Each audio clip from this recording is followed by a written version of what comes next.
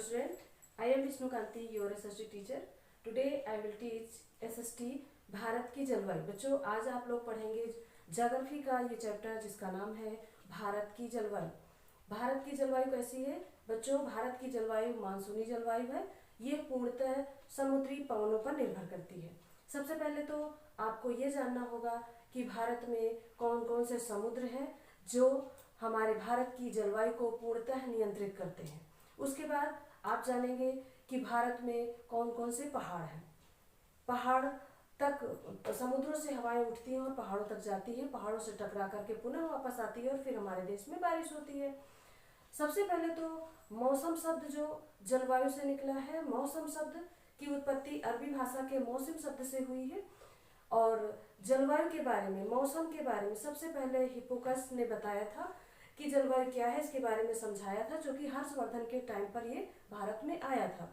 उसके बाद अल मसूदी ने तो पूरी किताब ही लिख डाली मौसम के बारे में। बच्चों इसके बाद हम देखते हैं, ये तो पहले की बातें हुई, उसके बाद हम देखते हैं भारत की जलवायु। बच्चों कभी कभी आप लोगों ने देखा होगा कि भारत में काफ़ी दिनों तक सर्दी रहती है, यानी 3 से 4 महीने तक सर्दी होती है। उसके बाद भारत में 3 से 4 महीने सर्दी होने के बाद गर्मी, बसंत ऋतु आती है, गर्मी स्टार्ट होती है और 3 से 4 महीने तक गर्मी रहती है। उसके बाद फिर मौसम में आर्द्रता आ जाती है और हमारे देश में बारिश होने लगती है, वो भी 3 से 4 महीने तक रहती है। तो ऐसा आपने सोचा है कि ऐसा क्यों होता है? बच्चों इसका मेन रीजन है हमारे देश की पवनें, हमारे देश की हवाएं जो पूर्णतः जलवायु को नियंत्रित करती हैं। तो सबसे पहले हमें मैप में थोड़ा सा अध्ययन करना होगा। मैप में कहाँ पर बंगाल की खाड़ी है और कहाँ पर अरब सागर है, कहाँ पर कौन सा पहाड़ है। चूँकि हमारे देश में जो बहुत सारे जगह जगह पर पहाड़ हैं, पर्वत हैं, जिनकी वजह से हमारे देश में बारिश होती है। तो सबसे पहले आप देखते हैं कि ये है बंगाल की खाड़ी, ये बंगाल की खाड़ी है और ये अरब सागर है। उसके बाद ये कौन सा पहाड़ है? ये पश्चिमी घाट है और ये पूर्वी घाट है। ये नीलगिरी की पहाड़ियाँ हैं यहाँ पर, और ये गारो खासी जयंतियाँ हैं। ये यहाँ पर गिरी पर्वत है और ये यहाँ पर जो है ये पर्वत है, जास्कर श्रेणी है यहाँ पर, और ये यहाँ पर हिमालय पर्वत है और केटू है यहाँ पर। और हिमालय पर्वत की श्रृंखला में ही यहाँ पर जो सबसे ऊंचा पर्वत है उसका नाम है माउंटेन एवरेस्ट। यहाँ पे कंचनजंगा है और इस प्रकार से ये सतपुड़ा पर्वत है, विंध्याचल पर्वत है। और इस प्रकार से जो पर्वत है ये पूर्वी घाट है, ये अन्नामलाई अनाईमुडी यहाँ पर है और ये नीलगिरी की पहाड़ियाँ। तो बच्चों पूरी तरह से अगर देखा जाए तो हमारे देश की जलवायु जो है वो पहाड़ों से निर्भर करती है। क्योंकि पहाड़ जैसे ये बंगाल की खाड़ी से पवन उठी और ये आकर के यहाँ पे पहाड़ों से टकराई, और उसके बाद बच्चों जिस दिशा में पवनें चलती हैं उसी दिशा में वो वापस आती हैं। जब यहाँ से बंगाल की खाड़ी से पवनें चलती हैं और यहाँ पहाड़ों से टकरा करके वो उसी दिशा में वापस आती है, तो ये जो पूर्वी क्षेत्र के हमारे प्रदेश हैं यहाँ पर सबसे अधिक बारिश होती है। उसके बाद बच्चों ये बारिश जून जुलाई के महीने में होती है, जो उत्तर भारत तक मानसून को पहुँचते पहुँचते जुलाई स्टार्ट हो जाती है। और सर्दियों में जो हमारे यहाँ बारिश होती है वो अरब सागर से होती है। अरब सागर से हवाएं इधर को चलती हैं और जब इधर को चलती हैं यानी पूर्वी घाट की साइड को चलती हैं, तो ये हवाएं यहाँ जो पूर्वी घाट है यहाँ के पहाड़ों से टकरा करके और ये तमिलनाडु के क्षेत्र में सबसे अधिक बारिश होती है। बच्चों इसके बाद देखते हैं हम हमारे देश की जो ऋतुओं के बारे में हम अध्ययन करते हैं। तो सबसे पहले तो हम देखते हैं कि हमारे देश में दिसंबर से फरवरी तक का जो महीना होता है, दिसंबर से फरवरी तक के महीने को शीत ऋतु के नाम से जानते हैं, जो कि इस टाइम पे हमारे देश में ठंड बहुत होती है। उसके बाद फिर मार्च से मई तक का जो महीना होता है वो ग्रीष्म ऋतु में काउंट किया जाता है। इन दिनों में यहाँ पर हमारे देश में बारिश बहुत होती है। इन दिनों में हमारे देश में ग्रीष्म ऋतु होती है, गर्मी बहुत होती है जब हमें पंखे की जरूरत पड़ती है बच्चों, और हम लोग शीत पदार्थ यानी ठंडी चीजें खाना पसंद करते हैं।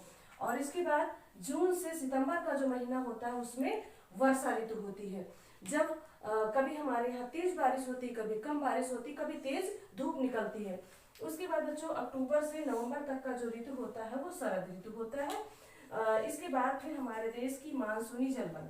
बच्चों मानसूनी जलवायु चूंकि हमारे देश में जो कर्क रेखा है वो भारत के बीचों बीच से गुजरती है, भारत के बीचों बीच से गुजरती है और ऊपर के साइड में ज्यादा गर्मी होती है, ज्यादा शीत ऋतु होती है, नॉर्मल गर्मी होती है, और जो दक्षिण का क्षेत्र है, जो प्रायद्वीपीय क्षेत्र है, यहाँ पर गर्मी ज्यादा होती है।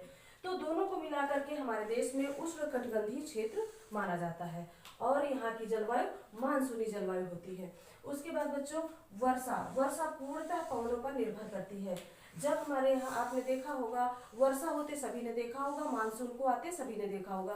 कभी कभी काले काले बादल आते हैं और घनघोर वर्षा होती है। कई बार होता है कि बादल आते हैं और गरज करके चले जाते हैं, बारिश नहीं होती है। तो ये क्या है, वर्षा ऋतु में होता है। हमारे देश में उत्तर भारत में वर्षा सबसे अधिक वर्षा ऋतु में होती, मानसूनी सीजन में होती है। और जो दक्षिण का क्षेत्र होता है, जो तमिलनाडु का क्षेत्र होता है, जो प्रायद्वीपीय क्षेत्र होता है, यहाँ पर सबसे अधिक वर्षा जो होती है वो सर्दियों के ऋतु में होती है। और आंध्र प्रदेश का एरिया जो है, और ये अरब सागर से होती है। इसके बाद बच्चों आता है तापमान। ये टेम्परेचर होता है, हवा में कितनी आर्द्रता है, कितनी नमी है, कितनी ठंड है और कितनी गर्मी है, इसको हम तापमान कहते हैं। इसको थर्मोमीटर से हम मापते हैं कि हवा, आपने रेडियो टेलीविजन में न्यूज में सुना होगा कि आज ज़्यादा ठंड पड़ेगी, आज ज़्यादा बारिश होगी। तो इस तरीके का हमें जो है टेम्परेचर मापते हैं, जो थर्मोमीटर से मापते हैं, उससे हमें पता चल जाता है कि आज का टेम्परेचर कितना है। उसके बाद मासिनराम आता है बच्चों। मासिनराम विश्व का ऐसा स्थान है जहाँ पर, जो हमारे देश में स्थित है, और यहाँ पर विश्व में सबसे अधिक वर्षा मासिनराम में होती है। इसके बाद बच्चों आता है नेक्स्ट क्वेश्चन, अरब सागर से चलने वाली हवाएं। अरब सागर से जो चलने वाली हवाएं हैं वो तमिलनाडु के क्षेत्र में, ये जो एरिया है यहाँ पर तमिलनाडु के क्षेत्र में सबसे अधिक बारिश होती है। इसके बाद फिर आता है बंगाल की खाड़ी से चलने वाली हवाएं। बच्चों बंगाल की खाड़ी मैंने आपको बताई, बंगाल की खाड़ी से चलने वाली हवाएं जो है उत्तर की ओर जाती हैं और ये मानसूनी सीजन में बारिश करती हैं। और जो यहाँ का क्षेत्र है मेघालय जो आपके यहाँ पे वेस्ट बंगाल से आगे बांग्लादेश के पास जो पड़ता है मेघालय, यहाँ पर सबसे अधिक बारिश होती है। विश्व की सबसे अधिक बारिश जो है वो मेघालय के मासिनराम में होती है। ऐसा क्यों होता है बच्चों? क्योंकि हमारे यहाँ जो मौसम है, मानसून जो है वो सबसे अधिक बंगाल की खाड़ी से आता है, और बंगाल की खाड़ी से मानसून आने के बाद सीधे उत्तर की ओर जाता है और यहाँ के पहाड़ों से टकराकर सीधे उसी दिशा में वापस आता है। तो ये उत्तरी क्षेत्र का जो एरिया है, उत्तर के जो प्रांत है, यहाँ पे सबसे अधिक बारिश होती है। और बच्चों इसके बाद सबसे अधिक बारिश जो हमारे तटीय क्षेत्र होते हैं वहां पर सबसे अधिक बारिश होती है, जो कि यहाँ पर चक्रवात भी आते हैं। तो सबसे अधिक बारिश यहाँ होती है, और जो बीच का हमारा एरिया है यहाँ पर बारिश कम होती है, यानी 100 से 200 सेंटीमीटर तक की बारिश होती है। और बच्चों आप वर्षा को किस प्रकार से मापेंगे कि हमारे देश में वर्षा कैसी होती है? बच्चों एक आप प्लास्टिक का जार ले लीजिए और उस पे एक कीप बना लीजिए प्लास्टिक की, और उस पे चारों तरफ पन्नी से बांध दीजिए, और उसके बाद जहाँ पे बारिश हो रही वहां पर उसे खुले स्थान पे या अपनी छत पे रख सकते हैं। और उसे रखने के बाद जब तक बारिश हो आप उसको वहीं पे रखा रहने दीजिए। उसके बाद आप स्केल या पैमाने से आप उसको काउंट कर सकते हैं कि कितने सेंटीमीटर बारिश हुई। बारिश को हम हमेशा सेंटीमीटर से मापते हैं, टेम्परेचर को हम हमेशा सेल्सियस से मापते हैं। तो बच्चों इस प्रकार से देखा जाए तो जो तटीय क्षेत्र है वहां पर सबसे अधिक बारिश होती है, उसके बीच में अगर बीच के एरिया को देखें तो वहां पर उससे कम बारिश होती है। और जो भारत का जो पश्चिमी क्षेत्र है यहाँ पर सबसे कम बारिश होती है, क्योंकि पूर्वी क्षेत्र में बारिश, चूंकि हमारे यहाँ बंगाल की खाड़ी से बारिश होती है और हवाएं उसी दिशा को वापस चली जाती है, तो हमारे यहाँ का जो पश्चिमी क्षेत्र है यहाँ पर 50 सेंटीमीटर से भी कम पूरे साल में बारिश होती है। अगर हमारे पूरे देश का अगर बारिश का अनुमान लगाया जाए, बारिश का औसत अगर देखा जाए तो 110 सेंटीमीटर बारिश पूरे देश में होती है, जो कि उत्तर के क्षेत्र में सबसे ज्यादा होती है और पूरब के क्षेत्र में सबसे ज्यादा होती है, और पश्चिम का जो एरिया है वहां पर कम होती है। लेकिन अगर इक्वल करके औसत इसका देखा जाए तो 110 सेंटीमीटर बारिश हमारे यहाँ होती है, जो उत्तर के क्षेत्र में 400 सेंटीमीटर से भी अधिक होती है, और राजस्थान के साइड को अगर देखा जाए तो यहाँ पर 50 सेंटीमीटर से भी कम बारिश पूरे साल में होती है। इस प्रकार बच्चों आप लोगों ने देखा कि किस प्रकार से हम बारिश को मापते हैं। कई बच्चे तो ये भी नहीं समझ पाते कि सेंटीमीटर क्या होता है। तो सेंटीमीटर एक ये पैमाना है जिसे आप रख करके, आप इसे बना करके प्लास्टिक में बना करके, प्लास्टिक का कोई बर्तन है आपके पास, उसको ऊपर का ढक्कन काट दीजिए, हटा दीजिए। उसके बाद जो है कार्ड से बना करके इसको गोल गोल कीप जैसा बना दीजिए और उसको रख करके, और उसके बाद जितना पानी उसमें भर जाए जार के अंदर, उसके बाद आप उसे स्केल से माप करके सेंटीमीटर से पता कर सकते हैं कि इस क्षेत्र में कितनी बारिश हुई है।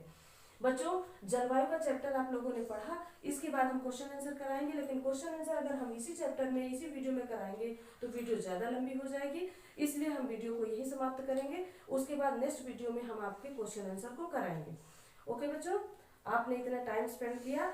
अगर आपको अच्छा लगा हो वीडियो तो इसको एक लाइक ज़रूर करना, और उसके बाद हम नेक्स्ट वीडियो हमारा जरूर देखिएगा। उस पर हम आपके इस चैप्टर से रिलेटेड जो भी क्वेश्चन आंसर आपके एग्जाम में पूछे जाते हैं वो हम आपको कराएंगे।